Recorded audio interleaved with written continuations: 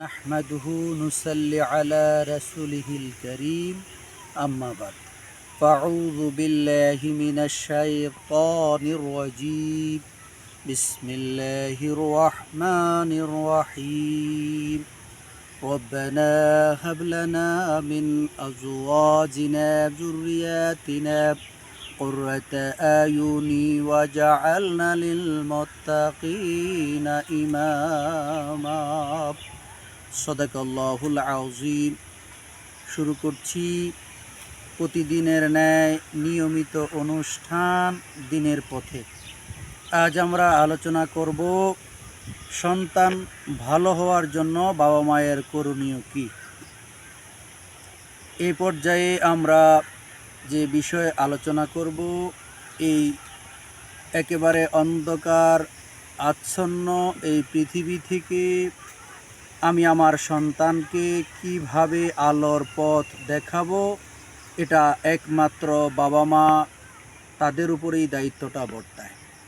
এই সমাজের চতুর্দিকে খারাপের হাতছানি, একদিকে মাদকের হাতছানি, অপরদিকে অপসংস্কৃতির হাতছানি, মানে এক কথায় এই কুলুষিত সমাজ থেকে আপনি আপনার সন্তানকে, আমি আমার সন্তানকে ভালো রাখার জন্য আমাদেরকে সর্বদা সজাগ দৃষ্টি আমাদের সন্তানদের উপর রাখতে হবে।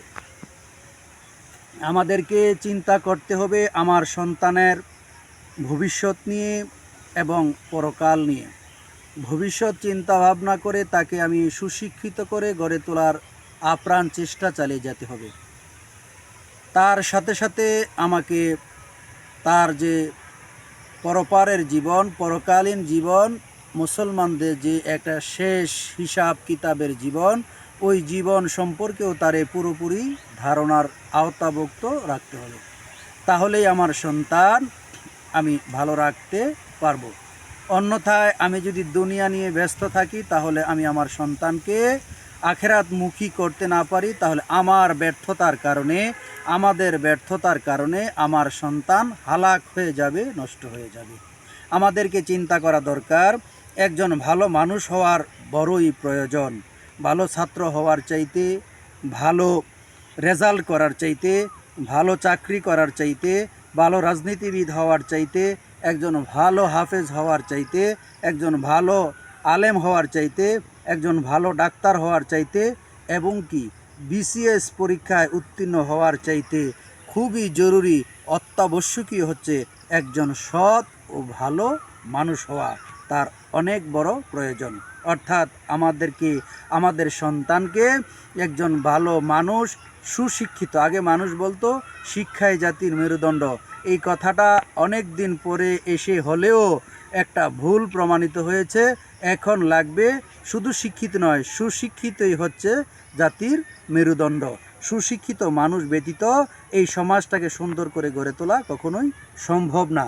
তাই আপনি আপনার সন্তানকে ভালো রেজাল্টের চাইতে, ভালো ভালো চাকরি করার চাইতে, ভালো ইঞ্জিনিয়ার হওয়ার চাইতে, ডাক্তার হওয়ার চাইতে, ভালো আলেম হওয়ার চাইতে সবচাইতে জরুরি হচ্ছে ভালো একজন মানুষ হওয়া। এটা করা আপনার এবং আমার দায়িত্বের মধ্যে পড়ে। এই বিষয়ে আমি আমাদের সকলকে আমাদের সন্তানের প্রতি সজাগ দৃষ্টি রাখতে হবে।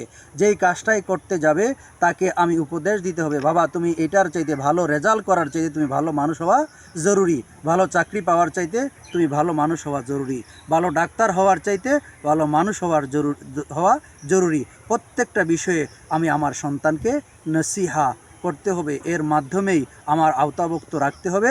তাহলেই আমার সন্তান ভালোর দিকে এগোবে, নচেত অন্যদিকে সে টার্ন করবে। অন্যদিকে যাতে যেতে না পারে, সেই জন্যই আমি আমার সংস্পর্শে তাকে রাখা অত্যন্ত প্রয়োজন। 2 নম্বরে, সন্তানের জন্য বাবা মায়ের দোয়া করা। আল্লাহ তাআলা এমন এক ঔষধ দিয়ে রেখেছেন বাবা মার হৃদয়ের মধ্যে, মনের মধ্যে, দিলের মধ্যে, যে সন্তানের জন্য বাবা মা হচ্ছে মুস্তাজাবুদ দাওয়া। মুস্তাজাবুদ দাওয়ার অর্থ হচ্ছে আল্লাহ তাআলার কাছে যেই দোয়া করে তাদের দোয়া কবুল করা হয়। তো সন্তানের ক্ষেত্রে বাবা মা হচ্ছে মুস্তাজাবুদ দাওয়া। অর্থাৎ আপনি আপনার সন্তানের জন্য দোয়া করবেন, রব্বানা হাবলানা মিন আজওয়াজিনা যুররিয়াতিনা কুররাতা আয়ুনি ওয়াজআলনা লিল মুত্তাকিনা ইমামা। এই প্রার্থনা মহান মালিকের কাছে করবেন। তারপরে আর একটা বিশেষ দোয়া হচ্ছে রব্বি হাবলি মিনাস সলিহিন, আয় আল্লাহ আমার সন্তানকে কি করেন, নেক সন্তান করেন। তাহাজ্জুদের নামাজের সময় আপনি উঠে 2 রাকাত নামাজ পড়ে আপনি আপনার সন্তানের জন্য দোয়া করবেন, আল্লাহ এই সমাজ তো খারাপে ছেয়ে গেছে, এই সমাজ তো বাবা ইয়াবা নেশায় ছেয়ে গেছে, আমার সন্তানকে এর থেকে কি করো, হেফাজত করো। আপনি সদা সর্বদা এই পৃথিবীতে এসে যত দোয়া করেছেন, আপনার সন্তান জন্ম দেওয়ার পরে একটা দিনের জন্য, একটা মুহূর্তের জন্য, একটা ওয়াক্তের জন্য আপনি মিস দিতে পারবেন না। আপনি আপনার সন্তানের জন্য 5 ওয়াক্ত নামাজ শেষে আপনার সন্তান যেন ভালো মানুষ হয়, এই দোয়া আপনাকে করতে হবে। তৃতীয়ত হতে হবে, মানুষ আমরা অনুকরণ প্রিয়, তার চেয়ে অনুকরণ প্রিয় হচ্ছে বাচ্চারা। আপনি আপনার ঘরের মধ্যে আপনার স্ত্রীর সাথে কি আচরণ করেন, আপনি মানুষের সাথে কি আচরণ করেন, আপনি আপনার বাবা মার সঙ্গে কি আচরণ করেন, আপনার ছোট্ট সন্তানটা সে যদি অবুঝ হয় সে কিন্তু দেখছে। শুধু আপনার সন্তান দেখে আপনার বাবার জুতার মধ্যে আপনি পাড়া দেন না, ঘর থেকে বের হওয়ার সময় আপনি আপনার বাবার জুতা সুন্দর করে রেখে দিয়েছেন, ঘর থেকে বের হওয়ার সময় আপনি আপনার বাবাকে সালাম দিয়ে বের হচ্ছেন, ঘরে ঢুকে আপনি আপনার মায়ের খবর নিচ্ছেন, তাহলে আপনার সন্তানও এই বিষয়টা অনুকরণ করবে। আপনি ঝগড়াঝাটিতে লেগে থাকবেন আর সন্তানকে উপদেশ দিবেন, সন্তান এটা নেবে না। আপনি ঘরে থেকে আপনার সন্তানকে দিয়ে বলে দিবেন যে বলে দাও আব্বু ঘরে নাই, তাহলে তোমার সন্তান এটা জেনে গেল, আপনার সন্তান এটা জেনে গেল যে আমার আব্বু ঘরে থেকে মানুষকে বলছে আমি বলতে আব্বু ঘরে নাই। তাহলে এই যে একটা মিথ্যা শিক্ষা দিলেন, এই শিক্ষাটা সে তার মনের ভিতরে রেখে দিল। আপনি এই কাজটি কখনো করবেন না। আপনার সন্তানের সামনে ফাহেসা কথা বলবেন না, অশ্লীল কথা বলবেন না, মিথ্যা কথা বলবেন না, সুন্দর সুন্দর মাধুর্যপূর্ণ কথা বলবেন, আপনার স্ত্রীর সাথে সুন্দর ব্যবহার করবেন, আপনি আপনার মায়ের সাথে বাবার সাথে সুন্দর আচরণ করবেন। এটি দেখে দেখে আপনার সন্তানরাও আপনাদের সাথে সুন্দর আচরণ করবে। চতুর্থতা হচ্ছে সন্তানদেরকে মা বাবার সময় দিতে হবে। আমাদের সমাজে এটা সবচাইতে বড়ই অভাব। বাবায় চাকরিতে থাকে, মাও চাকরিতে থাকে, সন্তানদেরকে কাজের লোকের কাছে দিয়ে যায়। কাজের লোকের যে আচার ব্যবহার, সেই ব্যবহারই তো আপনার সন্তান শিখবে।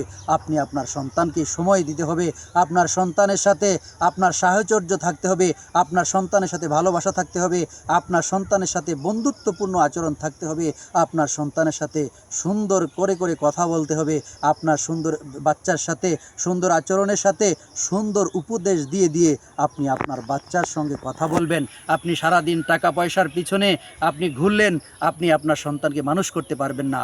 আপনার সন্তানকে মানুষ করতে হলে অবশ্যই আপনার সন্তানকে সময় দিতে হবে, তার সাথে সুন্দর করে কথা বলতে হবে, তাকে ধমক দেওয়া যাবে না, তার সাথে রূঢ় আচরণ করা যাবে না, তার সাথে অবিচার করা যাবে না, তার সামনে অশ্লীল বাক্য উচ্চারণ করা যাবে না। আপনি তার সঙ্গে কি করবেন, মনের মাধুরী মিশিয়ে সুন্দর করে বন্ধুত্বপূর্ণ আলোচনার মাধ্যমে তার সাথে কথা বলবেন, বন্ধুত্ব গড়ে তুলবেন। তাহলে পরে তার মধ্যে যে গ্যাপটা আছে সেটা ভুলে যাবে, আপনার সঙ্গে সব কিছু শেয়ার করবে, ভালো মন্দটা আপনি তার কাছ থেকে বুঝতে পারবেন এবং সেই অনুযায়ী আপনি তাকে ট্রিটমেন্ট করতে পারবেন। পঞ্চমত হচ্ছে আপনি আপনার সন্তানের খাবারের হিসাবে হালাল উপার্জনটা যে কত বড় জরুরি, এটা একমাত্র আল্লাহই বলতে পারবেন, এছাড়া আর কেউ বলতে পারবে না। কারণ হালাল উপার্জনই পারে আপনার সন্তানের মুখ দিয়ে সুন্দর কথা আনতে, হালাল উপার্জনই পারে আপনার সন্তানের সুন্দর ব্যবহার আপনি আশা করতে পারেন। আপনি সুদ, ঘুষ, চাঁদাবাজি, বিভিন্ন অবৈধ টাকা দিয়ে, ঘুষ দিয়ে, সুদ দিয়ে, হারাম দিয়ে আপনি সংসার চালাবেন, আর এর থেকে আপনি মিষ্টি কিছু আশা করবেন, তা হতে পারে না।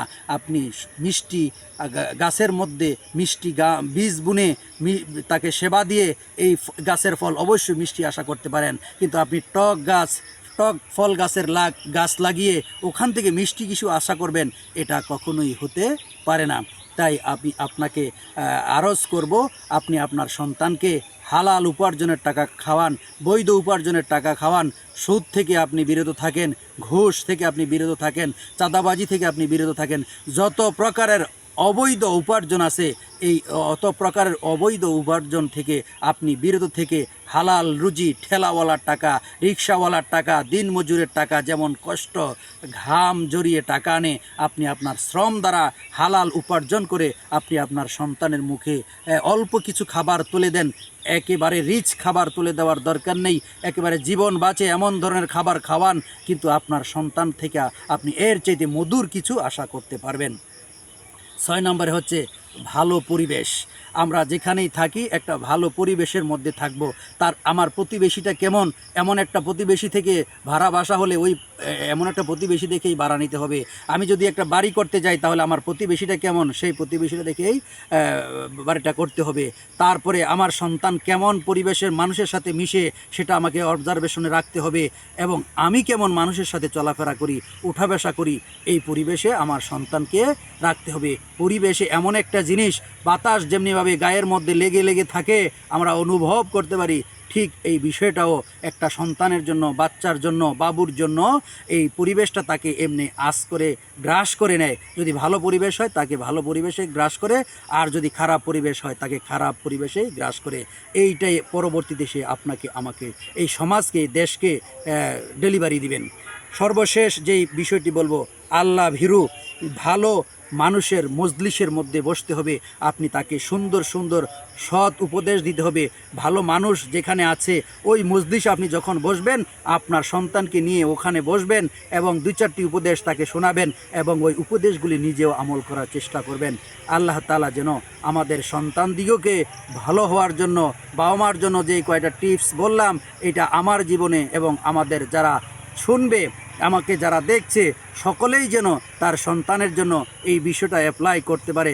আল্লাহ তাআলা যেন আমাদের সকলকে তৌফিক দেয়, আমাদের সন্তানদেরকে যেন ভালো মানুষ হয়ে, সৎ মানুষ হয়ে দেশের দশের এই খেদমত করতে পারে এবং ভালো কিছু উপহার দিতে পারে।